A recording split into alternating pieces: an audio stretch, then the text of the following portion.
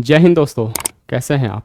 जैसा कि आपको पता है, हमारी यूनिक एग्जाम्स IAS संस्था अपने यूट्यूब चैनल पर बीपीएससी के प्रीवियस ईयर के प्रश्नों के विषयवार श्रृंखला के रूप में प्रश्नों और उनसे संबंधित तथ्यों को लेकर सामने आ रही है आपके।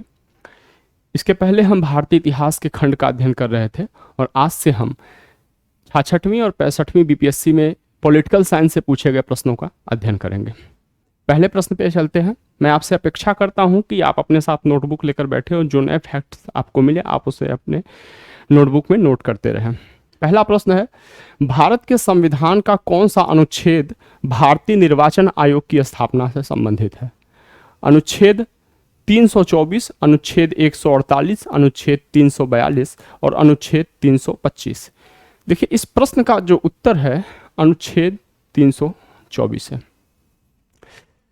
जो निर्वाचन आयोग है, भारतीय निर्वाचन आयोग, यह एक अस्थायी संवैधानिक निकाय है।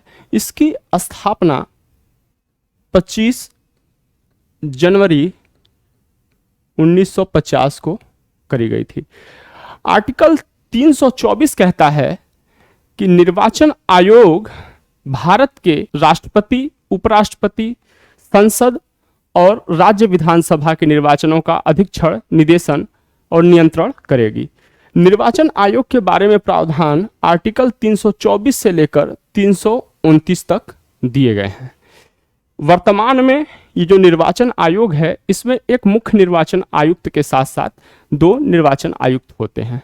भारत के राष्ट्रपति के द्वारा इन निर्वाचन आयुक्तों अर्थात मुख्य निर्वाचन आयुक्त और निर्वाचन आयुक्त की नियुक्ति की जाती है।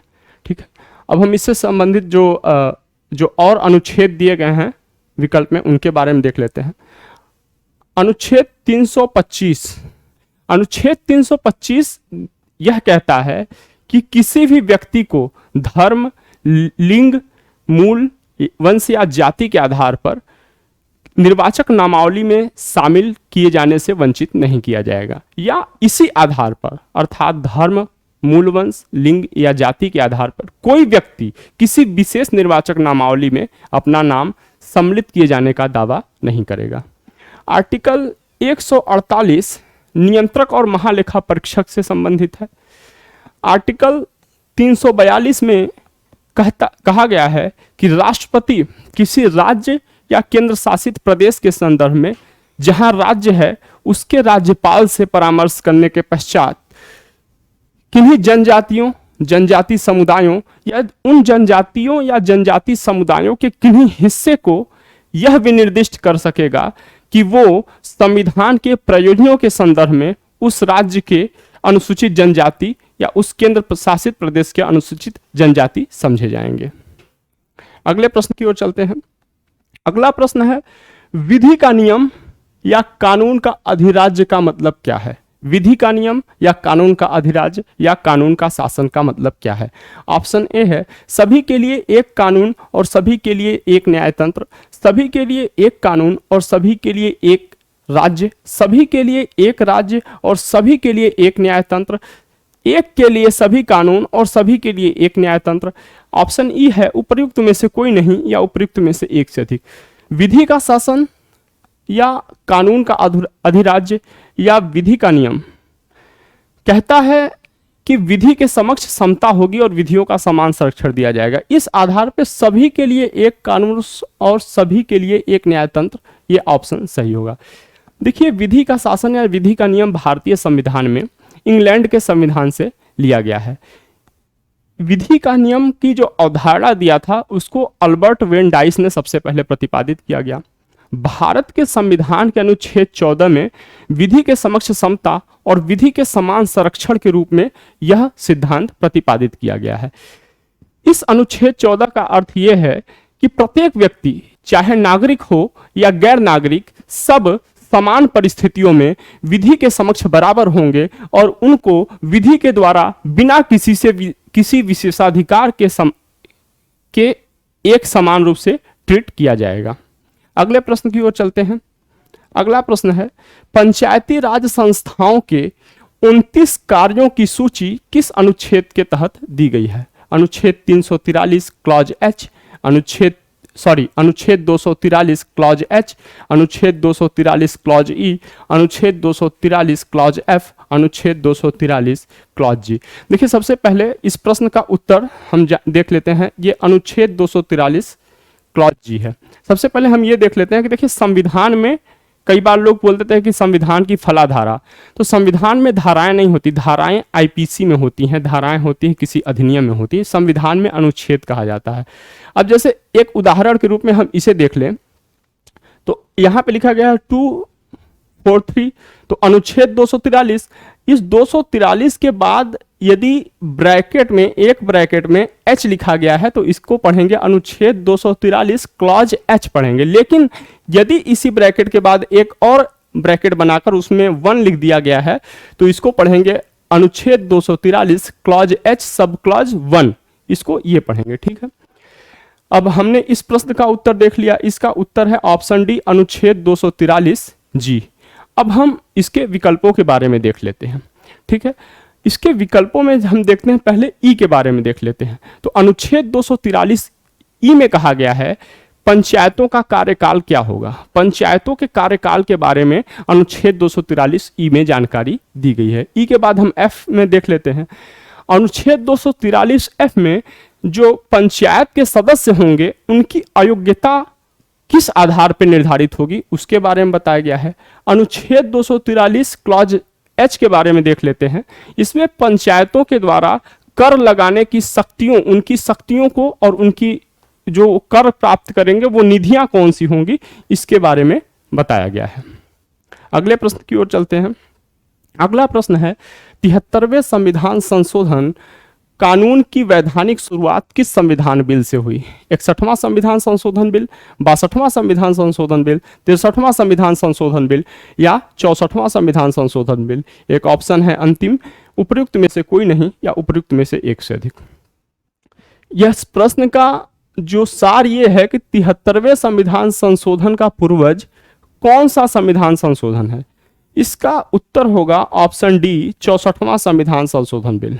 ये 64वां संविधान संशोधन बिल 1989 में राजीव गांधी सरकार के द्वारा लाया गया था। इसका उद्देश्य था कि पंचायती राज संस्थाओं को सशक्त बनाया जाए, लेकिन यह बिल राज्यसभा में पारित नहीं हो पाया। उसके बाद 73वां संविधान संशोधन बिल 1992 में लाया गया, जो कि 24 अप्रैल 1993 से प्रभावी हुआ। इसके साथ साथ एक और बिल लाया गया था, 74वां संविधान संशोधन बिल लाया गया था, वो भी इसी के साथ लाया गया था। दिसंबर 1992 में ये लाया गया था और 1 जून 1943 से ये भी प्रभावी हुआ। ये ग्रामीण स्वशासन के संदर्भ में है और ये 74वां शहरी स्वशासन के संदर्भ में है। अब हम और विकल्पों के बारे में देख लेते हैं। देखिए जो 61वां संविधान संशोधन बिल है, इस 61वां संविधान संशोधन बिल के द्वारा जो हमारे मतदाता हैं उनके मत देने की आयु 21 से कम करके 18 कर दी गई थी। ये जो 62वां संविधान संशोधन बिल है, इस 62वें संविधान संशोधन के द्वारा उस समय जो SC ST और एंग्लो इंडियंस को जो आरक्षण दिया जाता था, सीटों का आरक्षण, उसकी अवधि को 10 वर्ष के लिए बढ़ा दिया गया, अर्थात 2000 तक के लिए इसके द्वारा कब तक बढ़ाया गया, वर्ष 2000 तक के लिए बढ़ाया। इसके बाद 3 बार अब तक बढ़ चुका है। 2010 तक बढ़ाया गया था, फिर 2020 तक बढ़ाया गया था, अब बढ़ाकर 2030 कर दिया गया है। ठीक है, तो 2030 किसके द्वारा किया गया है।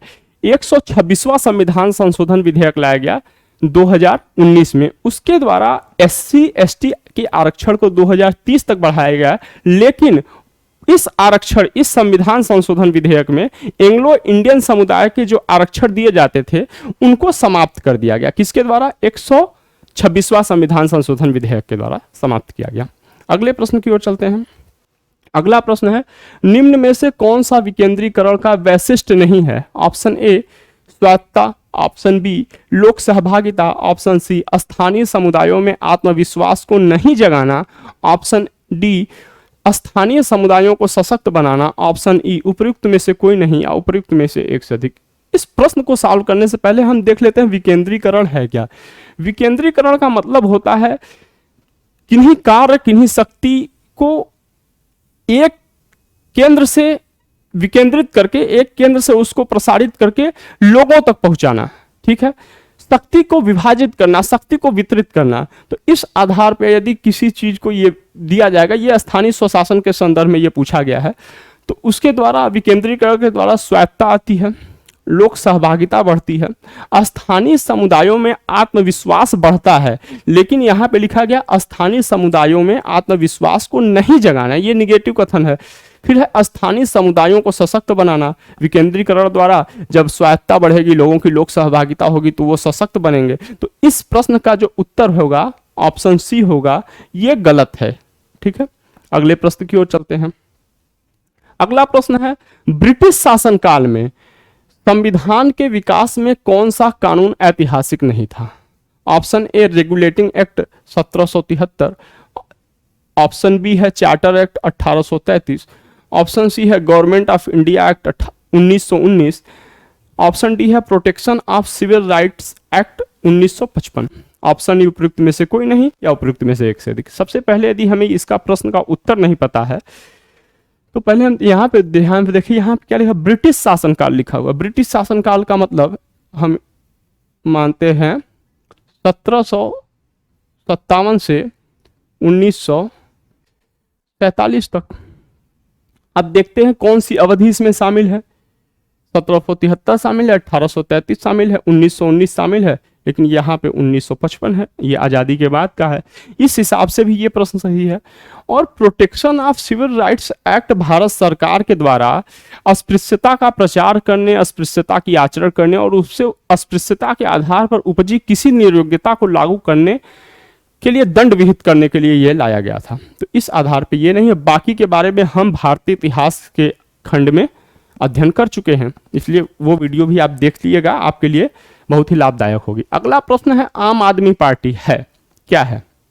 आम आदमी पार्टी एक राज्य पार्टी है, एक राष्ट्रीय पार्टी है, एक क्षेत्रीय पार्टी है, एक पंजीकृत पार्टी है। उपयुक्त में से कोई नहीं या उपयुक्त में से एक से अधिक। देखिए, आम आदमी पार्टी अभी भी एक राज्य पार्टी है। निर्वाचन आयोग के द्वारा किसी भी पार्टी को राज्य पार्टी या राष्ट्रीय पार्टी बनने के लिए कुछ योग्यताएं तय की जाती हैं। ये राज्य पार्टी के संदर्भ में 4 योग्यताएं तय करी गई हैं। इन चारों में से किसी एक का पालन करना आपको अनिवार्य है। जब कोई पार्टी राज्य पार्टी बनना चाहती है, राज्य स्तरीय पार्टी बनना चाहती है, तो वह किसी राज्य के लोकसभा या विधानसभा चुनाव में पार्टिसिपेट करती है और उस कुल वैध मतों में से 8% यदि वोट प्राप्त कर लेती है तो वह पार्टी राज्य पार्टी बन जाती है। या तो जब वह पार्टी किसी प्रदेश के लोकसभा या विधानसभा इलेक्शन में compete करती है और कुल पड़े मतों का 6%, वैध मतों का 6% प्राप्त करती है, उसके साथ साथ यदि वह एक लोकसभा सीट प्राप्त कर लेती है अथवा विधानसभा के संदर्भ में 2 विधानसभा सीट प्राप्त कर लेती है, तो वह राज्य पार्टी बन जाती है। यदि कोई पार्टी किसी स्टेट के लोकसभा चुनाव में पार्टिसिपेट करती है और प्रत्येक 25 सीटों पर उस राज्य में लोकसभा के प्रत्येक 25 सीटों पर यदि वो 1 सीट प्राप्त कर लेती है तो भी वह राज्य पार्टी बन जाती है। लेकिन यदि किसी स्टेट के वह विधानसभा चुनाव में पार्टिसिपेट करती है और वहां जितने सीटों के लिए चुनाव हो रहे हैं उन कुल सीटों का 3% सीट प्राप्त करती है या 3 सीट प्राप्त करती है, तो इनमें से जो अधिक होगा उस राज्य के संदर्भ में उसका गणना किया जाएगा और यदि वह प्राप्त कर लेती है तो वह पार्टी राज्य पार्टी बन जाती है। आगे चलते हैं। अगला है, निम्नलिखित संवैधानिक उपचारों में से किसे पोस्टमार्टम भी कहा जाता है? ऑप्शन ए प्रतिषेध, ऑप्शन बी परमादेश, ऑप्शन सी उत्प्रेषण, ऑप्शन डी अधिकार परीक्षा, ऑप्शन ई उपयुक्त में से कोई नहीं या उपयुक्त में से एक से अधिक। संवैधानिक उपचारों का अधिकार भारतीय संविधान के आर्टिकल 32 में है, ठीक है। आर्टिकल 32 स्वयं एक फंडामेंटल राइट है, ठीक। इस प्रश्न का उत्तर होगा अधिकार परीक्षा, ऑप्शन डी अधिकार परीक्षा। अब देखिए, सबसे पहले हम बात कर लेते हैं जिस क्रम में आता है। सबसे पहले हेबियस कॉर्पस आता है, बंदी प्रत्यक्षीकरण। देखिए, बंदी प्रत्यक्षीकरण होता क्या है?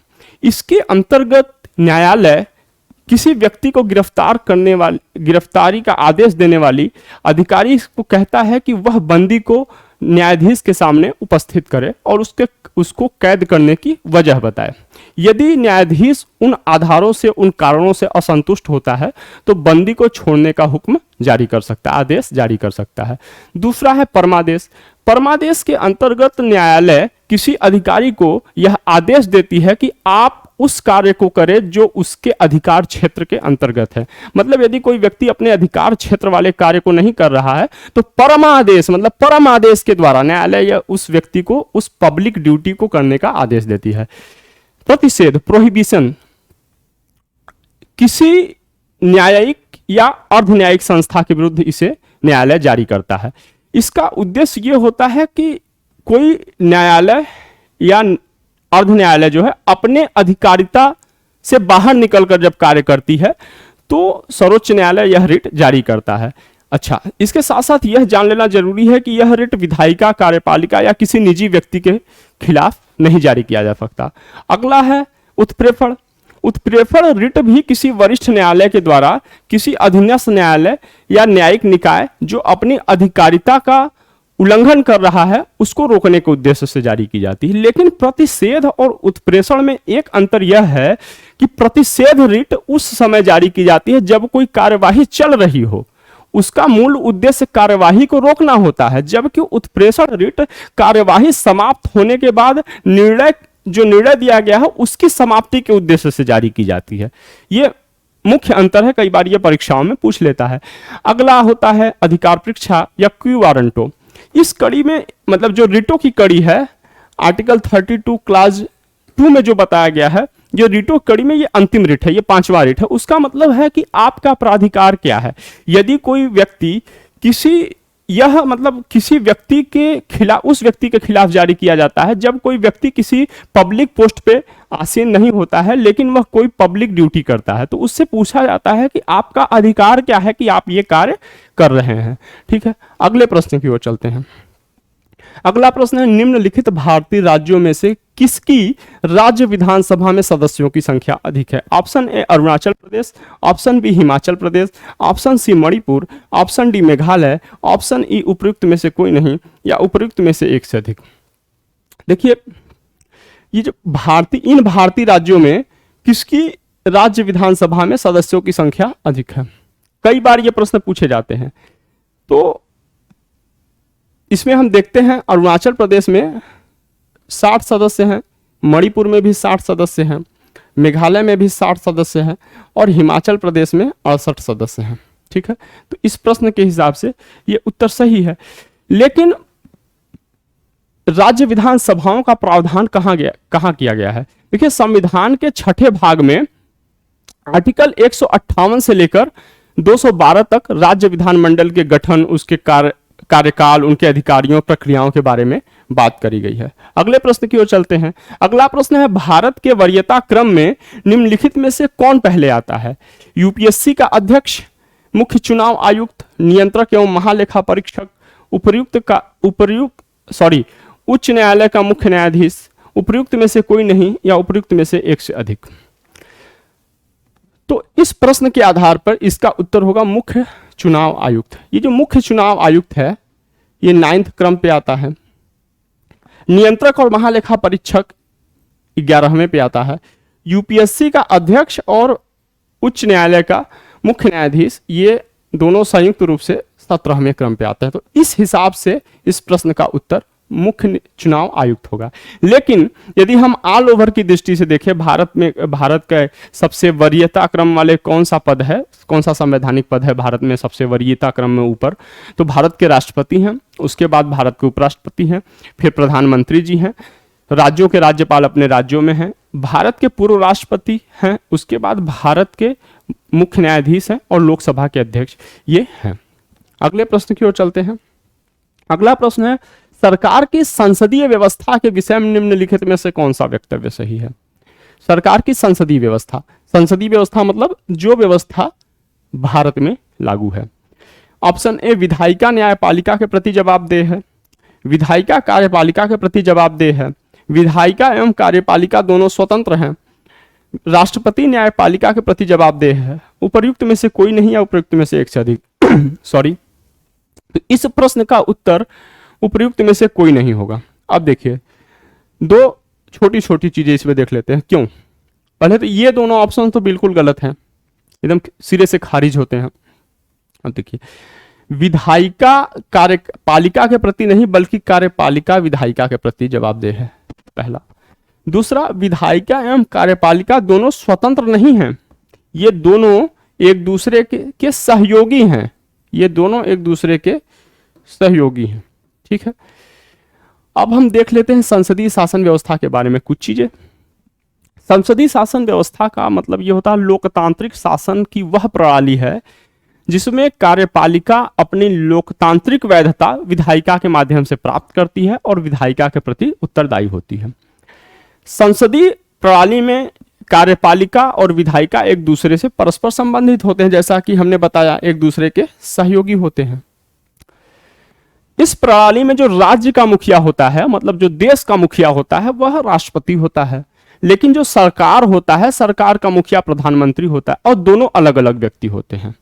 संसदीय शासन व्यवस्था में भारत में क्या है, भारत में राष्ट्रपति एक नाम मात्र की कार्यपालिका है। इसका मतलब संसदीय शासन व्यवस्था में जो राष्ट्रपति होता है वो नाम मात्र की कार्यपालिका होता है, और जो प्रधानमंत्री और उसका मंत्रिमंडल होता है यह वास्तविक कार्यपालिका होती। संसदीय शासन व्यवस्था में प्रधानमंत्री को शासन व्यवस्था का सर्वोच्च स्थान प्राप्त होता है, मतलब वो सर्वोच्च प्रधान होता है। ठीक है, अब देखिए संसदीय शासन प्रणाली की कुछ विशेषताएं होती है। भारत में क्या है, भारत, अब इसको याद करने की आवश्यकता नहीं है, हम देख लेते हैं है क्या, भारत में क्या लागू होता है। पहला, बहुमत प्राप्त दल का शासन होता है, पहला चीज। दूसरा चीज होता है लोकसभा के प्रति सामूहिक उत्तरदायित्व होता है। नाम मात्र का और वास्तविक कार्यपालिका का एक अंतर होता है। केंद्रीय नेतृत्व होता है, केंद्रीय नेतृत्व मतलब जो वास्तविक कार्यकारी होते हैं वो प्रधानमंत्री होते हैं और मंत्रिपरिषद के प्रमुख होते हैं। दोहरी सदस्यता होती है। दोहरी सदस्यता का मतलब यह कि जो मंत्रिपरिषद होता है उसके सदस्य विधायिका और कार्यपालिका दोनों के सदस्य होते हैं। द्विसदनी विधायिका होती है। द्विसदनी मतलब एक निम्न सदन हो गया, एक उच्च सदन हो गया, जैसे राज्यसभा हो गया और लोकसभा हो गया। ठीक है, तो इस आधार पर हम भारत की जो संसदीय व्यवस्था है उसके आधार पर हम संसदीय व्यवस्था की विशेषताओं को देखते हैं। ठीक है, अगले प्रश्न की ओर चलते हैं। अगला प्रश्न है निम्नलिखित में से किसका निर्माण पंचायती राज व्यवस्था के तहत हुआ था? खाप पंचायत, जाति पंचायत, ग्राम पंचायत, जन पंचायत। ऑप्शन ई है उपर्युक्त में से कोई नहीं या उपर्युक्त में से एक से अधिक। तो इस प्रश्न का उत्तर है ग्राम पंचायत। 73वां कॉन्स्टिट्यूशनल अमेंडमेंट एक्ट कब? 1992। ठीक है, आगे चलते हैं। अगला है निम्नलिखित में से कौन भूमि रिकॉर्ड अधिकारी है? Option A patwari, option B lambardar, option C zamindar, option D zaildar, option E उपयुक्त में से कोई नहीं या उपयुक्त में से एक से अधिक। भूमि रिकॉर्ड अधिकारी, इसका उत्तर ऑप्शन ए पटवारी से होगा। पटवारी को हम लेखपाल भी कहते हैं। ठीक है, अब देखिए जो लेखपाल होता है, ये लेखपाल या पटवारी ये राजस्व विभाग में ग्राम लेवल का अधिकारी होता है, और यही लेखपाल अपने जो क्षेत्र होता है वो ग्रामीण क्षेत्र होता है, उस क्षेत्र के अंतर्गत के सभी भूमियों का रिकॉर्ड रखता है। सॉरी, अब हम पटवारी व्यवस्था की शुरुआत देख लेते हैं। इसकी शुरुआत शेरशाह सूरी ने सबसे पहले बार करी। शेरशाह सूरी के बाद अकबर इस व्यवस्था में और सुधार करता है। ब्रिटिश शासन के दौरान इस पटवारी व्यवस्था में थोड़े आवश्यक सुधारों के साथ ब्रिटिशों ने भी इसे जारी रखा, और वहीं से जब भारत आजाद हुआ तो भारतीय संविधान मतलब भारत की प्रशासनिक व्यवस्था में इसे शामिल कर लिया गया। अगला प्रश्न है निम्नलिखित विशेषताओं में से केंद्रीय शासन व्यवस्था के लिए कौन सा सही नहीं है? केंद्रीय शासन व्यवस्था के लिए कौन सा सही नहीं है? त्वरित निर्णय, लचीलापन, बड़े देशों के लिए आदर्श, कानून की एकरूपता। उपयुक्त में से कोई नहीं या उपयुक्त में से एक से अधिक। कौन सा सही नहीं है? इस प्रश्न का उत्तर ऑप्शन सी है, बड़े देशों के लिए आदर्श नहीं, यह छोटे देशों के लिए आदर्श होता है। किसके लिए? छोटे देशों के लिए यह होता है। ठीक है, वहां पे आसानी से जो निर्णय हैं लागू हो जाते हैं, इसलिए छोटे देशों के लिए आवश्यक होता है, सही होता है। अगला प्रश्न, समुदाय विकास कार्यक्रम का उद्देश्य क्या है? शैक्षणिक सुविधाएं सुलभ कराना, जीवन स्तर को बेहतर बनाना, राजनीतिक प्रशिक्षण, योजना बनाने में गांव की सहायता करना। ऑप्शन ई उपयुक्त में से कोई नहीं है या उपयुक्त में से एक से अधिक। इस प्रश्न का जो उत्तर है यह ऑप्शन ई है, इसका होगा उपयुक्त में से एक से अधिक। ठीक है, अब देखिए हम सामुदायिक विकास कार्यक्रम के बारे में थोड़ा जान लेते हैं। देखिए सामुदायिक विकास कार्यक्रम का जो शुभारंभ गया था सबसे पहली बार 20 अक्टूबर 1952 को यह किया गया था। जो सामुदायिक विकास मंत्रालय है इस सामुदायिक विकास कार्यक्रम के 8 लक्ष्य बताता है, जैसे कि जनता के मानसिक ग्रामीण जनता की मानसिक दृष्टिकोण में परिवर्तन करना, उनमें उत्तरदायित्व और कुशल नेतृत्व का निर्माण करना, उनको आत्मनिर्भर एवं प्रगतिशील बनाना, उनके आर्थिक स्तर को ऊंचा उठाने के लिए कृषि का आधुनिकीकरण करना। ये सब उसके लक्ष्य थे, जिसमें ये सब सारे शामिल थे। ये सब सारे यहाँ से लेके यहाँ तक सारे शामिल थे। तो इस आधार पे होगा उपयुक्त में से एक से अधिक। यहाँ पे सबसे अच्छा होता है कि उपयुक्त सभी। ठीक है, तो 15 प्रश्नों की श्रृंखला के साथ हम बीपीएससी के 66वीं और 65वीं प्रीलिम्स परीक्षा में पूछे गए राज्य व्यवस्था के प्रश्नों का आज यहीं पे समाप्त करते हैं। हम कल इसके बाद के 64वीं, 63वीं और 60वीं से 62वीं तक के प्रश्नों का अध्ययन करेंगे। तब तक के लिए आप हमें यह जरूर बताएं वीडियो देखते समय कि आपको यह सीरीज कैसा लग रहा है, यह सीरीज आपको कैसा लग रहा है, और यदि बेहतर लग रहा हो तो आप इसे अपने दोस्तों तक भी पहुंचाएं और अपनी राय आप जरूर हमें कमेंट बॉक्स में दें, हम जरूर रिप्लाई करेंगे उस पर। तब तक के लिए जय हिंद, जय भारत।